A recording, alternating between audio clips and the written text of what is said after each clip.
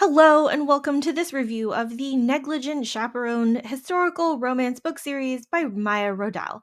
I'm Olivia, your favorite resource for book recommendations you can easily screenshot, and you're watching Random Olive Reads. First up is The Heir and the Spare.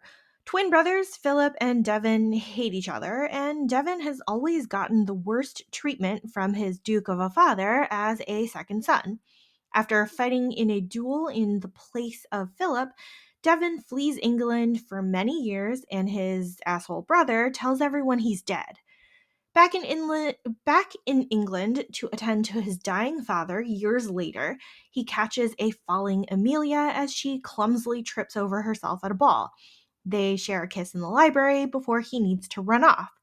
However, everyone believes Devon to be his brother, the horrible scoundrel Philip, and warns Amelia away from him. Philip needs to marry an heiress and sets his sights on Amelia.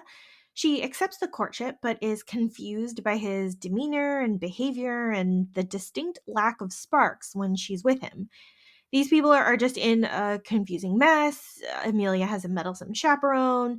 Devon is totally insecure about his own worth, and Philip is basically like the grossest human being possible.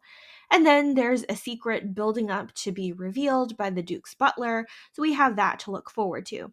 It was still a fun story, and it's helpful to see how awful Philip is before we get to his book next.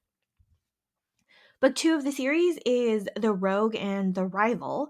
Now, after the events of book one, Philip had left the country for a while and somehow ended up back in England, injured and unconscious at an abbey. He's being tended to by Angela, a soon to be sister, who's been stalling on taking her vows.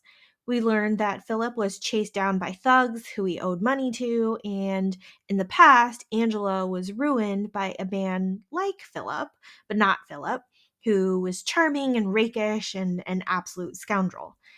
Over time, with this sort of sickbed romance, these two grow closer. Somehow, Philip learns how to have feelings and empathy. And Angela remembers she cannot be a nun because she likes the attentions of men. However, we do see an 8-month time jump in the middle of the book, so that's never a good sign for an easy romance or happily ever after. The second half of the book finds us all back in London and navigating the social waters there. Somehow, we see a pretty believable rake reformation here with Philip, even though it was mostly driven by his desire for Angela rather than, figuring it all out on his own to better himself for himself. Now, this is the first series in Maya Rodale's backlist, so this was my starting point for reading any of her books. These books should be read in order because there's a big reveal in book one, which will be spoiled if you've read book two first. There are a lot of perspective shifts with some insights from other characters beyond the main couple, which is sometimes interesting because you can see like the plotting and the meddling from everyone else.